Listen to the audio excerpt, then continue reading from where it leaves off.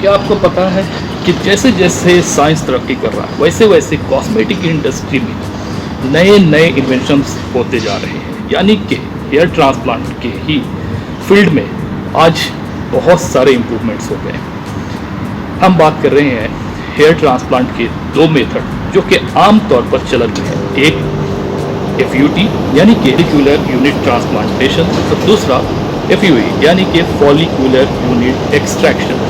लेकिन क्या आपको पता है कि आज इस समय मार्केट में एक और इम्प्लांट का मेथड ऑलरेडी चलन में भी है और लोग इसे एडॉप्ट भी कर रहे हैं। जी हाँ, हम आज बात कर रहे हैं DHI मेथड के बारे में।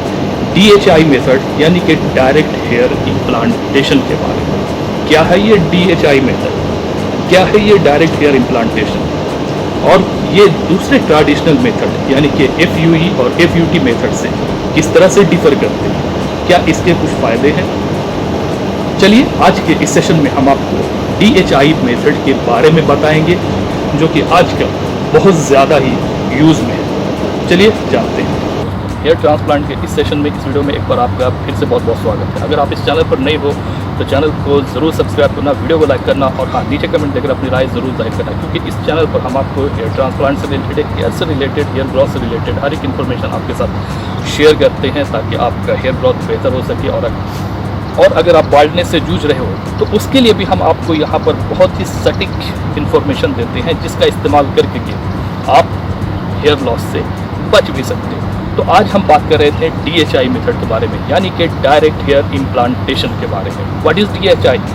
सो DHI मेथड FUE मेथड की तरह ही थोड़ा सिमिलर है लेकिन थोड़ा डिफरेंट ही है। FUE मेथड में आपके डोनर एरिया से फॉलिकल्स एक्सट्रैक्ट किए जाते हैं, फिर उसके बाद जहाँ पर इसे इम्प्लांट करना होता है यानी कि रेसिपेंट एरिया पर छोटे छोटे पिंचेस किए जाते हैं, छोटे छोटे बारीक होल्स किए जाते हैं जहाँ पर ये एक्सट्रैक्टेड फॉलिकल्स को इम्प्लांट किया जाता है। लेकिन DHI मेथड में ऐसा नहीं है।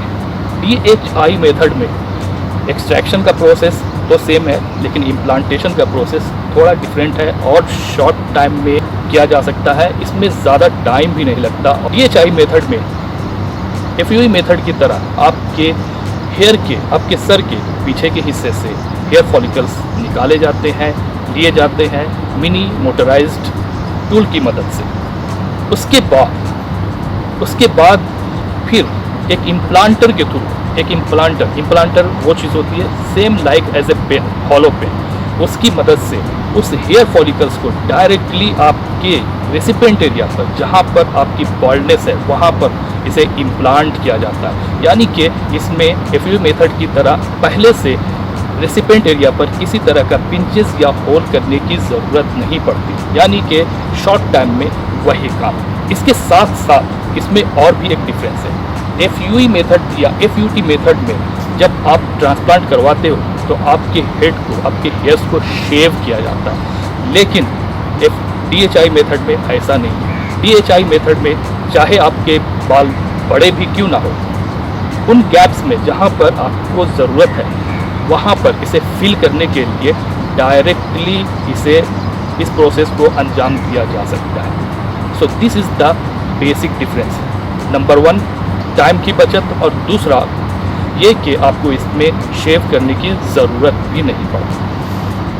DHI मेथड में जो एक्सट्रैक्टेड फॉलिकल्स होते हैं जो आपके सर के पीछे के हिस्से से निकाले जाते हैं उसे विदिन 1 to 2 मिनट आपके जो बॉल्ड एरिया है, आपके जो रिसिपेंट एरिया है वहाँ पर इसे लगाया जाता है इम्प्लांटर के थ्रू। मतलब ये कि अगर कोई शख्स, कोई आदमी अगर उसकी बाल्डनेस ज़्यादा नहीं है और वो चाह रहा है कि जो जहाँ पर थिकनेस कम है, जहाँ पर आपके स्कैल्प विजिबल है, तो वहाँ पर उसे इम्प्लांट करना है, तो इसके लिए आपको पूरे हेड को शेव करने की ज़रूरत नहीं है। इस इम्प्लांटर टूल की मदद से उस फॉलिकल्स को डायरेक्टली उन जगहों पर प्लांट किया जाता है। आपके हेयर फॉलिकल्स को जो एक्सट्रैक्ट किए जाते हैं वह प्लांट किया जा सकता है और आपको एक अच्छा और बेहतर लुक भी दिया जा सकता है। साथ ही साथ इसमें थिकनेस बहुत अच्छी आती है और हेयर की डेंसिटी ज़्यादा बेहतर होती है। इसके साथ साथ DHI मेथड में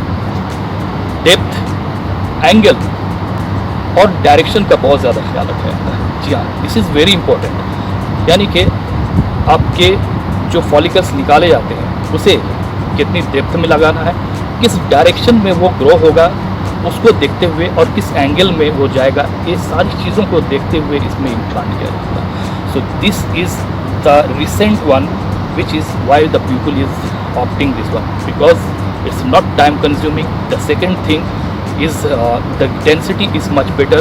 डेंसिटी इसमें आपको अच्छा अचीव हो सकता है।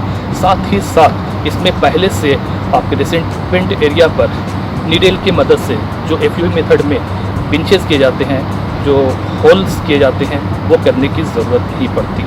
इसमें आप डायरेक्टली जो एक्सट्रैक्शन प्रोसेस होता है उससे एक्सट्रैक्शन के बाद इम्प्लांटर के थ्रू डायरेक्टली आपके स्कैल्प पर, आपके बाल्ड पैचेस पर से इम्प्लांट किया जाता है with in 1 to 2 minute. So this is the basic difference between the FUE and the DHI method which is currently in the market. इसके अलावा अगर आपको इसके बारे में और भी कोई जानकारी चाहिए तो कमेंट बॉक्स में ज़रूर डालना, मैं आपको उसका रिप्लाई ज़रूर दूँगा। मिलते हैं इसके साथ ही दूसरे वीडियो में, तब तक के बाय, टेक केयर।